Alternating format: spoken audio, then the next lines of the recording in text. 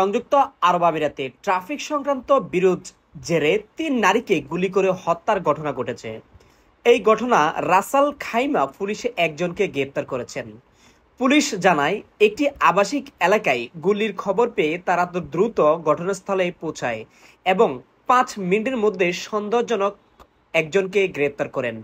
প্রাথমিক তদন্তে জানা যায়, একটি সংকীর্ণ রাস্তা দিয়ে গাড়ি যাওয়া নিয়ে বিরোধ শুরু। পরে ঝগড়া বাড়লে অভিযুক্ত ব্যক্তি অস্ত্র বের করে তাকে নারীকে গুলি করে হত্যা করে। আহত নারীদেরকে দ্রুত হসপিটালে নেওয়ার পরেও তাদেরকে বাঁচানো যায়নি। পুলিশ জানিয়েছে, সন্দেহভাজন ব্যক্তিকে গ্রেপ্তার করা হয়েছে এবং ব্যবহৃত অস্ত্র জব্দ করা হয়েছে। এই ঘটনা আইনগত ব্যবস্থা নেওয়া হচ্ছে। প্রবাসী বিশ্ব নিউজ, ঢাকা।